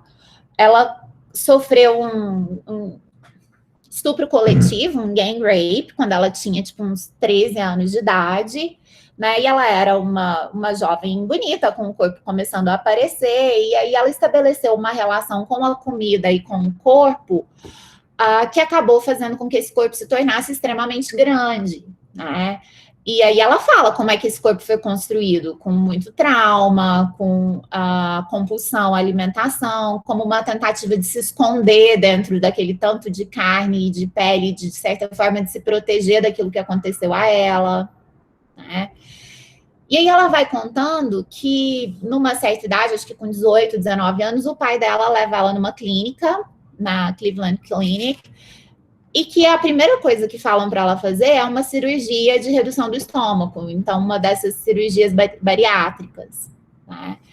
E aí ela fala que eles oferecem isso com tanta facilidade que causa um estranhamento para ela, né? Porque eles falam de uma cirurgia muito grande, porque é uma cirurgia muito grande, que é uma cirurgia que é necessária em alguns casos, mas que causa uma mudança drástica e tem uma série de efeitos colaterais graves, né? Mas que ela ficaria com um corpo que ela chama ali de normal em 20 semanas. E aí ela pensa, bom, eu demorei não sei quantos anos para construir esse corpo, como é que eu vou me desfazer desse corpo totalmente em 20 semanas, né? O que eu vou fazer com isso?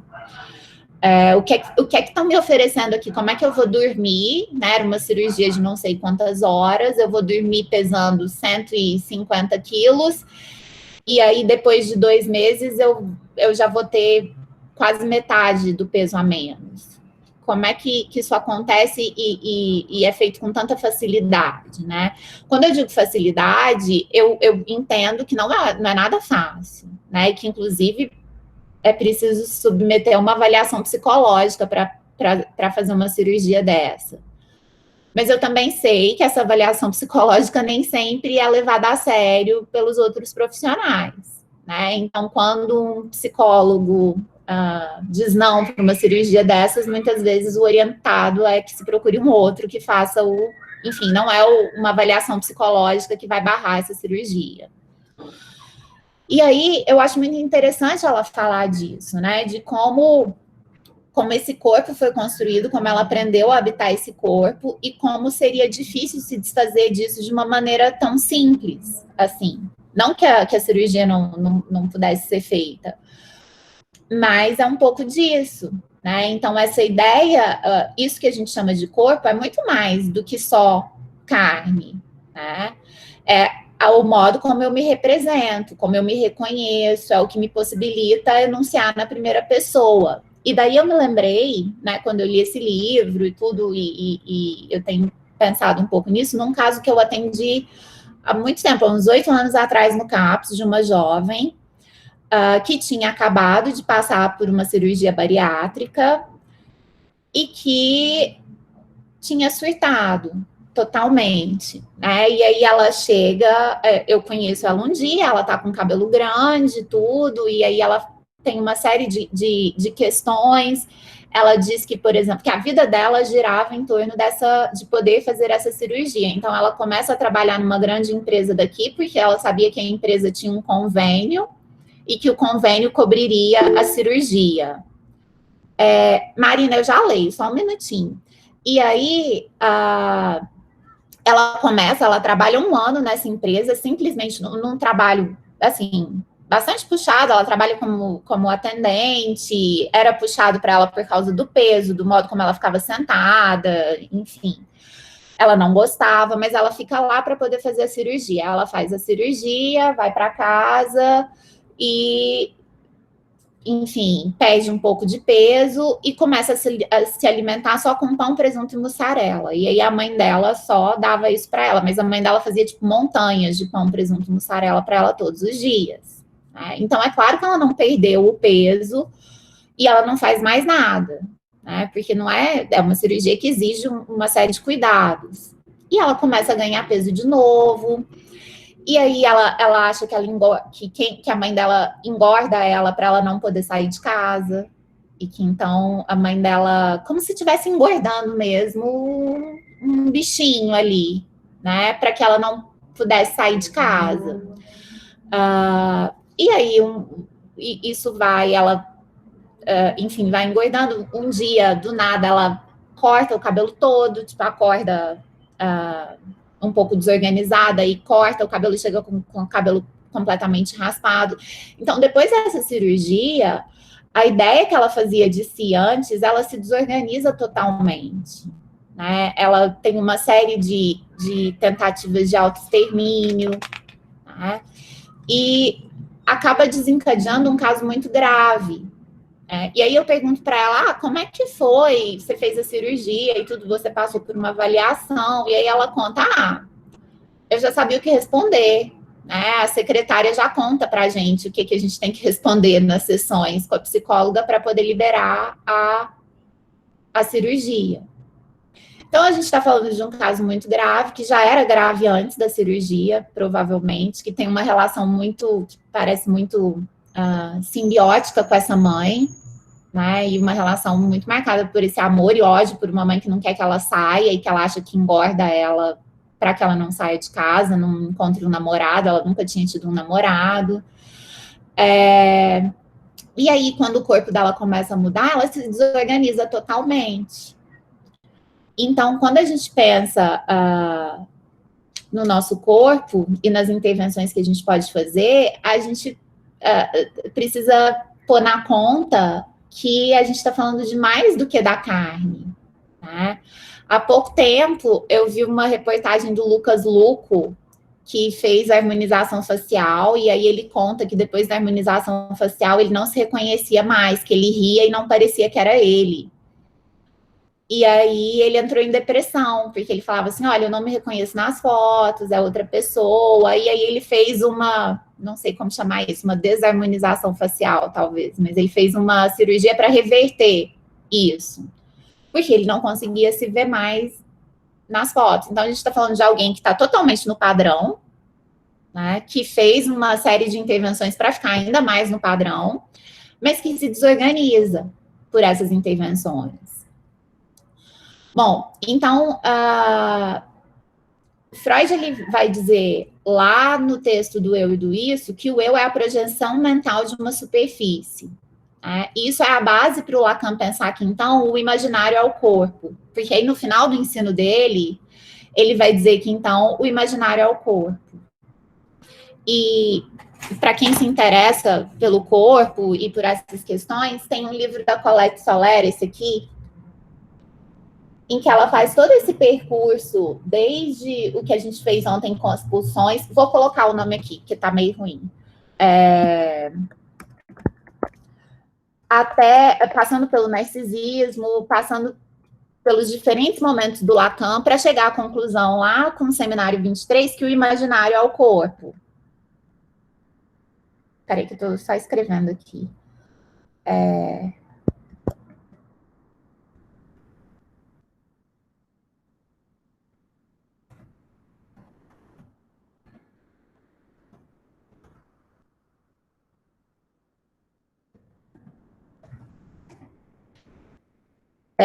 Esse livro é um ano de seminário da Colette Soler, em que ela faz todo esse percurso, então, desde do Freud, passando pelo Lacan, para chegar ao final nesse entendimento, então, que o imaginário é o corpo. Para Garcia Rosa, essa é uma representação complexa cuja fonte são imagens provenientes do mundo exterior e que formam uma unidade, que é tão somente um conjunto de representações. Pode-se dizer, então, que o eu é a ideia de si como um corpo. É por isso que Lacan, no final do seu ensino, vai dizer, então, que o imaginário é um corpo. Vou ler as questões aqui, não sei se eu vou conseguir voltar em todas, mas antes disso eu queria só contar para vocês, então, que o porquê disso me interessar tanto, né? Eu contei para vocês do texto do Mandil e de como esse texto do Mandil me capturou de tal maneira que acabou virando um motor para o que eu venho pesquisado e estudado desde então. Quando eu comecei a trabalhar no CAPS,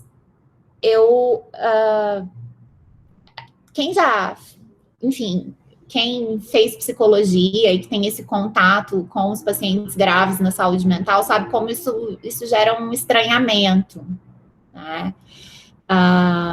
Porque é realmente um mundo muito diferente do que a gente está acostumado. E aí, nesse mundo, que é muito diferente, o que me capturou primeiro foi justamente as questões ligadas ao corpo. Como é que o corpo estava presente ali?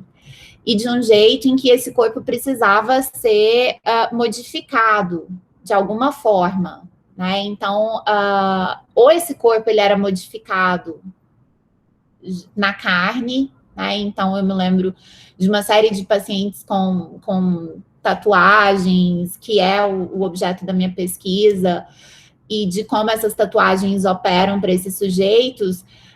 Há outros pacientes que modificavam esse corpo através dos delírios, né? Então, eu tinha um paciente que tinha dia que ele chegava e que ele falava que ele estava sem a cabeça dele, que ele precisava de ajuda porque ele estava sem a cabeça dele. E aí, aquilo para mim era louco, de tal maneira que eu não conseguia nem saber por onde chegar ali, né? E uma série de outras pequenas questões que foram sempre me aproximando dessa ideia de corpo e do que é possível fazer com ele. Por que, então, que tem gente que precisa cobrir o corpo de tatuagens de uma forma que nem sempre parece ser estética, né, mas que é da ordem da necessidade mesmo? Por que num certo momento da vida, principalmente da adolescência, muitos adolescentes precisam cortar essa carne para poder ser capaz de sentir alguma coisa? Então, o que é isso, né? Que relação é essa que a gente estabelece? Que a gente, às vezes, tem que cortar essa carne para ser capaz de sentir alguma coisa. Então, isso sempre me capturou, até eu começar a pesquisar realmente sobre as tatuagens. E aí, pesquisando sobre isso, eu fui me dando conta de como é complicada essa relação que a gente estabelece. Mesmo quando ela parece simples, como provavelmente é a nossa, ela não é tão simples assim, né? E aí, essas intervenções, eu falei, por exemplo, que a gente precisa construir o corpo, mas a gente precisa reconstruir esse corpo continuamente. Na adolescência, por exemplo, então a gente falou do narcisismo, né, que acontece ali mais ou menos na mesma fase fálica. Mas aí depois na adolescência, o adolescente ele precisa dar conta de um corpo que se transforma, né, e que se transforma por dentro e por fora, que tem uma série de hormônios, que, enfim, seio, pelos, órgãos genitais, um monte de coisa que a gente não sabe, até o cabelo que muda completamente, e que a gente precisa, de novo, construir essa ideia de si como um corpo. Daí, justamente, a adolescência ser o período onde a gente começa a se interessar por essas transformações corporais. Mas isso acontece em outros momentos também, né? A Roxane Gay conta do trauma e de como o trauma que ela sofreu acabou fazendo com que ela tivesse que reconstruir esse corpo, né? Justamente ali na adolescência. Mas tem uma série de relatos de mulheres que tiveram que lidar com essas mudanças corporais. A Lena Dunham, que é uma atriz, ela conta que por uma série de questões hormonais e de mudanças do corpo, e ela tem uma... esqueci como é que chama. Uma doença no útero muito grave. E aí o corpo dela fica, segundo ela, completamente descontrolado. Ele engorda, depois ela emagrece, ela tem dores, ela incha. E aí ela fala que o jeito que ela encontrou de ganhar, né, de retomar o agenciamento sobre o corpo foi fazendo tatuagens nele. Ou seja, às vezes esse corpo ele precisa ser retomado, essa posse sobre o corpo ela precisa ser retomada em alguns momentos. Isso acontece depois de situações traumáticas. Então, eu escrevi um texto, que eu acho que deve sair, que é justamente sobre mulheres que usam as tatuagens para retomar a posse sobre o corpo, depois de terem sofrido traumas, algum tipo de abuso sexual, de terem sido violentadas, e de como isso opera. Então, a gente está falando de coisas que não são resolvidas na infância, que nos acompanham ao longo da vida toda, e que precisam ser refeitas e retomadas em diversos momentos, né? Acho que é isso. Eu trouxe um poema. Obrigada, Júlia. Eu fiz aqui como se eu pudesse passar. Que eu gosto muito. Meu corpo não é meu corpo, é ilusão de outro ser. Sabe a arte de esconder-me e é de tal modo sagaz que de mim ele oculta. Meu corpo, não meu agente, meu envelope selado, meu revólver de assustar, tornou-se meu carcereiro, me sabe mais que me sei. Meu corpo apaga a lembrança que eu tinha de minha mente, inocula-me seu patos, me ataca, fere e condena, por crimes não cometidos. O seu ardil mais diabólico está em fazer-se doente, joga-me o peso dos males que ele tece a cada instante e me passa em revulsão. Meu corpo inventou a dor, a fim de torná-la interna, integrante do meu id, ofuscadora da luz, que aí tentava espalhar-se. Outras vezes se diverte sem que eu saiba o que deseje. É nesse prazer maligno que suas células impregna de meu mutismo escarnece. Impregnada, tá errado ali, do meu mutismo escarnece. Pode ir, Gil. Meu corpo ordena que eu saia em busca do que eu não quero e me nega ao se afirmar como senhor do meu eu, convertido em cão servil. Meu prazer mais refinado não sou eu quem vai senti-lo, é ele por mim, rapace, e dá mastigados restos à minha fome absoluta. Se tento dele afastar-me por abstração e ignorá-lo, volta a mim com todo o peso de sua cama poluída, seu tédio, seu desconforto. Quero romper com meu corpo, quero enfrentá-lo, acusá-lo, por abolir minha essência, mas ele sequer me escuta e vai pelo rumo oposto. Já premido por seu pulso, de inquebrantável rigor, não sou mais quem dantes era, com volúpia dirigida, saio a bailar com o meu corpo. É isso, acho que a gente pode fazer as questões. Como é que vocês querem fazer? Vou tentar achar aqui. Eu anotei aqui, eu vou te passando, sim. A primeira então foi mais para o começo, quando você estava falando da... Vou colar aqui no chat de novo. Quando você estava falando de tirar a chupeta, né, dessa questão de passar dessa fase, aí eu acho que o José Carlos perguntou se isso seria um deslocamento, né, de sair dessa relação com a mãe, né? Sim, pode ser. Um deslocamento do objeto, né? Na verdade, porque aí deixa de ser o seio e o objeto passa a ser, mas ele tem a mesma função ali. Aí depois o Matheus perguntou se o investimento nesses objetos depende da história de cada sujeito. Sim. A escolha de objeto, ela sempre vai depender da história do sujeito e da fantasia. Né? Então, a gente escolhe os objetos de acordo com a nossa fantasia. E a fantasia é essa historinha que a gente constrói para dar conta do lugar que a gente ocupa no desejo do outro. Então, essa historinha que a gente constrói ali com papai, mamãe e essas figuras primárias para saber que lugar eu ocupo. E é a partir dessa fantasia que eu vou escolher um objeto ou outro. Depois a Marina pergunta, Cibele, não sei se faz sentido ou se é algo menor, talvez, mas a gente pode considerar que a transição capilar pode ser contemplada sobre o imaginário do corpo? Marina, eu não acho que é uma que é algo menor. Na verdade, eu acho que é muito importante. Eu tenho lido alguns relatos sobre a transição capilar e sobre os efeitos que isso tem, e eu acho que é um efeito muito parecido do que eu encontro muitas vezes com a tatuagem, nesse caso que eu escrevo, de retomar o agenciamento sobre o corpo e retomar a posse sobre o próprio corpo. Se a gente for pensar as imposições que são feitas, principalmente a esses cabelos negros, né, esses cabelos mais revoltos, a gente pode pensar assim que essa transição capilar é uma tentativa de retomar a posse sobre o próprio corpo, de reconstruir uma imagem na qual você possa se reconhecer como sujeito ali, né?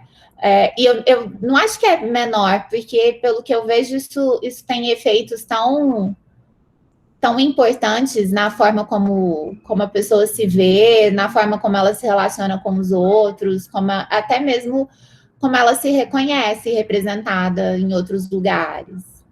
Né?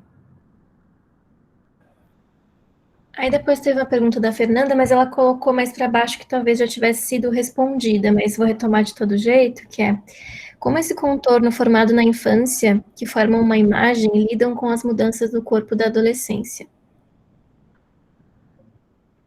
Peraí, como esse contorno formado? Então, eu acho que eu respondi, mas eu vou falar um pouquinho. Esse contorno, ele não é definitivo e nem é um contorno completo. Né? Essa imagem é sempre uma imagem furada. E é uma imagem que não é fixa, que precisa ser reorganizada em diversos momentos da vida. Então, a gente precisa lidar com o que é o real do corpo, então, com aquilo que é um dado biológico e que é suscetível a mudanças. Então, a gente envelhece. Eu estou tendo que lidar com os meus primeiros cabelos brancos graças à pandemia. Né? E aí, o que eu vou fazer com isso? Parece pouco, mas é uma coisa que requer um rearranjo dessa ideia que eu fazia de mim como um corpo. Na adolescência, isso é muito mais drástico, né? Porque se vocês se lembram da própria adolescência, a minha foi trágica. Meu cabelo era lindo e de repente virou, tipo, enfim, uma coisa incontrolável. A gente cresce de um jeito totalmente desproporcional. Então, até a gente ter um corpo, seja de mulher, seja de homem, a voz muda completamente. A gente fica, principalmente os homens, né? Os meninos, eles têm aquela fase em que a voz muda bastante, e isso acontece em outros momentos, né? O cheiro, exatamente, ontem a gente falou um pouco do cheiro, né? E aí, de repente, a gente precisa lidar com cheiros que não são mais cheiros de bebê, né? E que são cheiros que justamente apontam para a sexualidade e que na sociedade em que a gente vive precisam ser totalmente ocultados. Então, a gente não pode cheirar. A gente pode ter um cheirinho de perfume, mas a gente não pode exalar cheiro dos hormônios, enfim, da menstruação, seja lá do que for.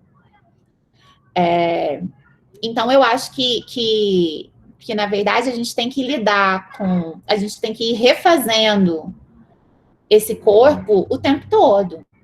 A gente refaz o corpo depois que a gente tem uma cicatriz, pode ser uma cicatriz muito pequena. Eu lembro de uma colega que fazia supervisão e que contava de um caso de uma mulher que se desorganizou totalmente quando ela perdeu parte do dedinho. Então, parece uma coisa tão mínima, né? Ela perdeu a ponta do dedinho, mas isso deixou ela completamente desorganizada. Né? Ou seja, lidar com o corpo não é nada simples. Aí o Matheus perguntou se na sua tese você fala sobre automutilação.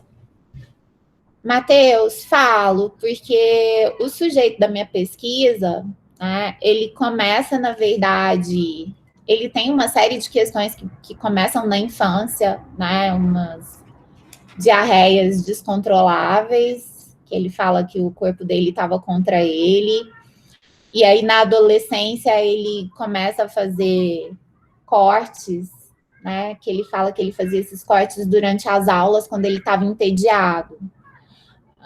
Então, ele começa a chamar de tédio uns momentos que eu chamo de mergulho na melancolia, que é como se ele fosse lá no fundo, né? E aí alguma coisa precisasse resgatá-lo, e esse alguma coisa aparece na carne. E começa, então, com esses cortes, com esses... que são cortes rasos, mas que fica aquela... Era corte com estilete, e que ele escondia embaixo do moletom.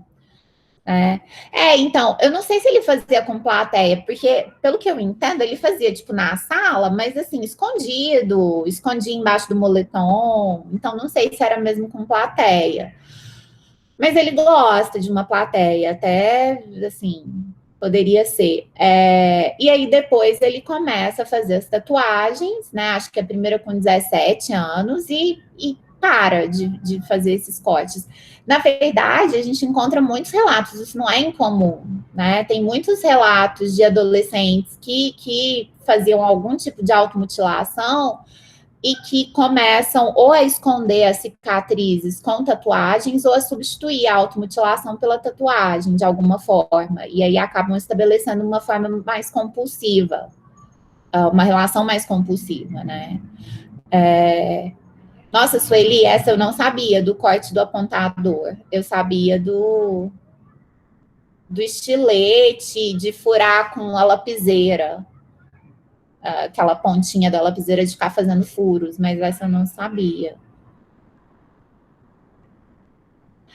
Então, eu sei que isso se tornou, inclusive, um ritual coletivo e que tem blogs que ensinam a fazer isso, que é totalmente absurdo, e que ensinam os lugares onde isso pode ser feito e que é mais fácil esconder. Então, por exemplo, as meninas, elas fazem muito no alto da coxa, porque dá para continuar usando short e dá para esconder, né? E esse esconder é esconder muito mais da família do que esconder dos colegas e tudo.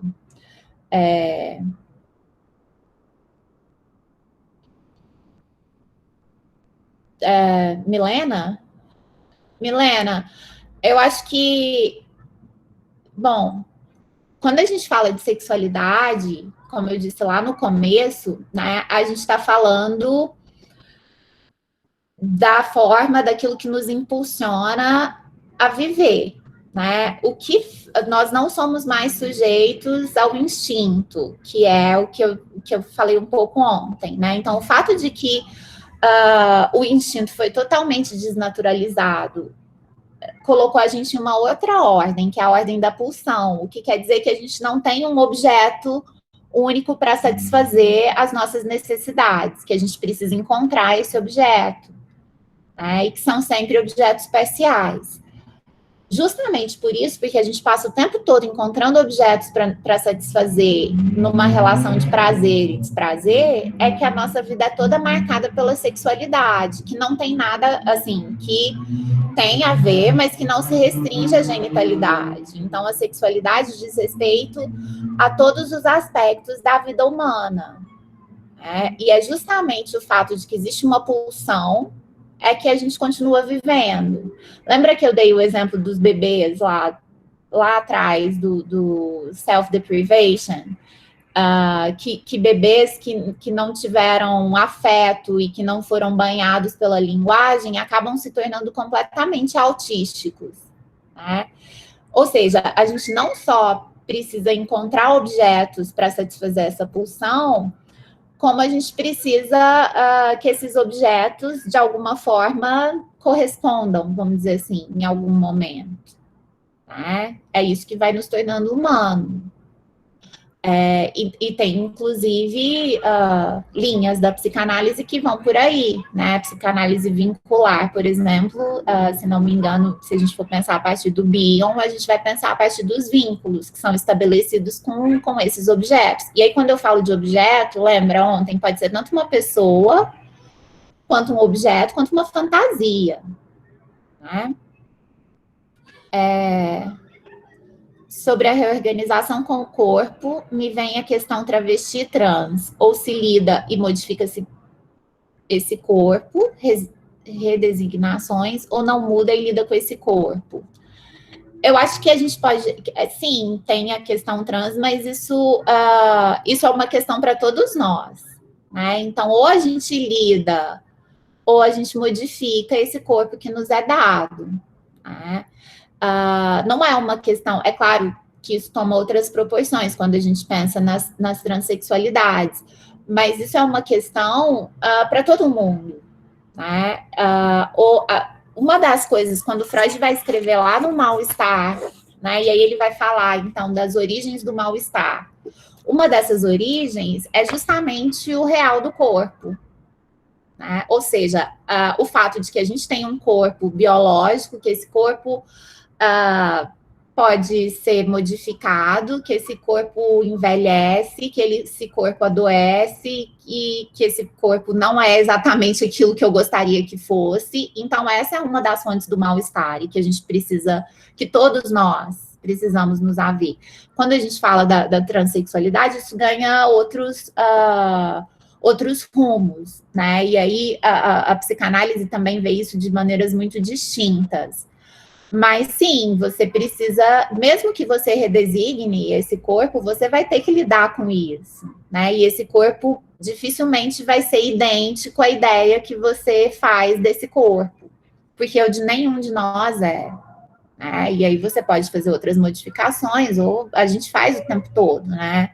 No fim de semana eu tive a péssima ideia de cortar uma franja, que é um exemplo idiota, mas que é isso, a gente faz isso o tempo todo, tentando lidar com isso que é do real do corpo. Sueli, sim, lembra que ontem, quando eu falei da pulsão de morte, Freud ele chega à pulsão de morte justamente porque ele se dá conta de que existe um prazer na dor, né? Ou seja, a gente goza com a dor, com o sofrimento.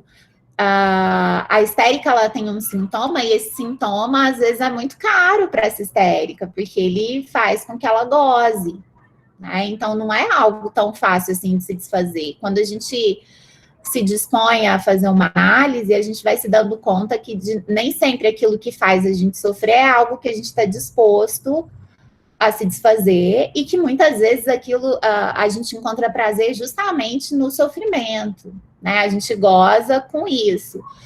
E isso também tem a ver com o que a gente estabelece com o corpo, né? A gente está falando da automutilação, mas tem exemplos mais simples, né? Por exemplo, eu mexo na minha unha de um jeito que às vezes destrói completamente, mas que me dá um prazer, né? Eu vou, mexo, de repente eu arranco um pedaço e e muitos de vocês devem ter alguma coisa parecida. Então, sim.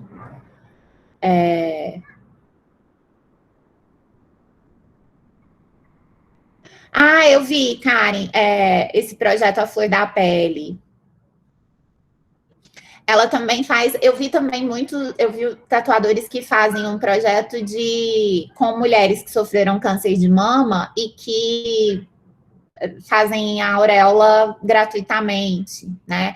Outras mulheres que não querem fazer a reconstituição, fazem tatuagens em cima, redesenham de alguma forma. Então, são formas de retomar a posse desse corpo. É interessante porque é justamente essa relação, esse termo, né? Retomar a posse sobre o meu corpo, que uma delas fala, né? E que fala também que ela sofreu uma série de abusos, e aí, em consequência desses abusos, ela se mutilava. E depois disso, ela foi estabelecendo uma relação com a tatuadora, uma tatuadora mulher, que era delicada de tal forma que ela foi percebendo que haviam outras possibilidades de ser tocada que não fossem tão invasivas. Então, isso opera de maneira muito distinta para cada um. Agora que eu consegui ler o poema. Foi você, Marina, que compartilhou o Galeano? É muito legal isso, porque tem um texto do Paulo Roberto Secarelli.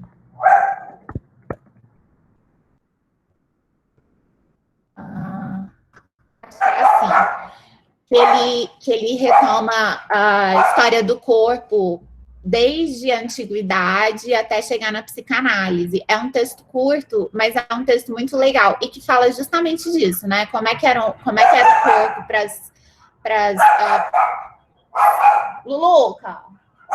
as civilizações mais primitivas, né? Que era esse corpo como parte do universo. E daí depois como era o corpo para os gregos, né? E como os gregos exaltavam a forma perfeita desse corpo e que o corpo precisava ser cuidado e modificado até chegar a essa forma. E aí depois da igreja passa pelo corpo pecado, né? O corpo que precisa ser expurgado de todo o mal terreno, e aí depois a ciência vem e aí a gente começa a ter o corpo objeto, né? Até chegar a esse corpo das histéricas, do Freud, do Lacan, e do corpo de hoje, né? O corpo como um objeto de consumo, e que a gente pode fazer o que bem entender, mas aí a gente vai vendo que não, a gente não pode fazer o que bem entender, porque isso tem efeitos, né? Vocês lembram de um programa do National Geographic que chamava Tabu? Uma série muito legal. Tem um sobre modificações corporais, que é muito legal, né? Que fala dessas mudanças extremas. E aí tem aquela mulher gato que realmente fez modificações, colocou inclusive as barbichas do gato, ela implantou aquilo, colocou sucos para se transformar num gato. Conta de outras que, enfim, perderam o controle totalmente dessas intervenções corporais. É um programa muito estranho, porque a gente vê como aparentemente não existem limites, né? Mas aí, de alguma forma, esses limites aparecem. Tem um cara estava falando do corpo como negócio, da publicidade, ainda ali no poema do Galeano, né? Tem um cara que vendeu, ali quando começou o boom da internet, que apareceu o Google, enfim, todas essas grandes corporações, ele vendeu a pele para fazer propaganda. Então, ele vendeu, tipo, a testa para tatuar Google, ele vendeu e foi vendendo, né? E aí, enfim, chegou uma hora que não tinha mais nenhuma parte interessante para ser publicidade. E aí agora ele tá, tipo, fazendo campanhas com essas mesmas empresas para remover as tatuagens. Né? Mas ele vendeu ele vendeu o próprio corpo como um grande outdoor.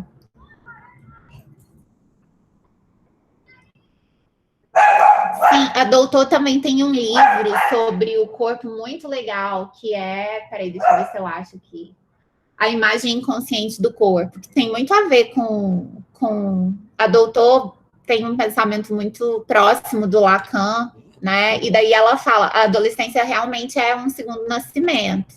O Racial, não me lembro do primeiro nome dele, ele também tem um livro sobre adolescência que ele fala disso, né? De uma reatualização do estádio do espelho na adolescência. Que a gente pode entender um pouco como esse segundo nascimento, né?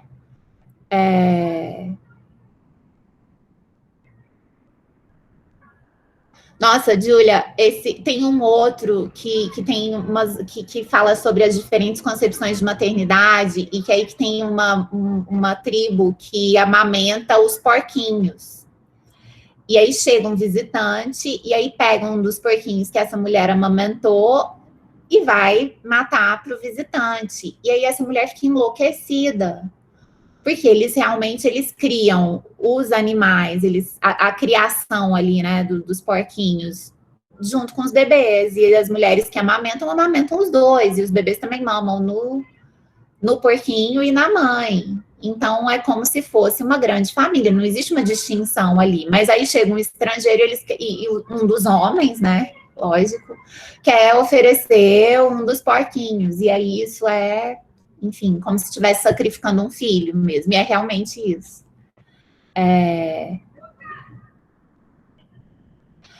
Dani, eu não sei se chamam de prostituição, né? Eu acho que... Eu nem sei o que a gente pode chamar de prostituição. Afinal de contas, se o corpo é meu, eu posso vender, né? Eu acho que prostituição talvez seja outra pessoa explorar esse corpo, mas se eu mesma vendo, não sei se isso constitui prostituição. Gente, eu preciso me despedir hoje, porque eu dou aula agora, mas a gente continua amanhã, se tiver mais alguma questão e vocês quiserem deixar aqui, eu tento abrir com elas amanhã, tudo bem? Então, boa noite para vocês, até amanhã, obrigada de novo, e aí amanhã, se vocês tiverem alguma dúvida,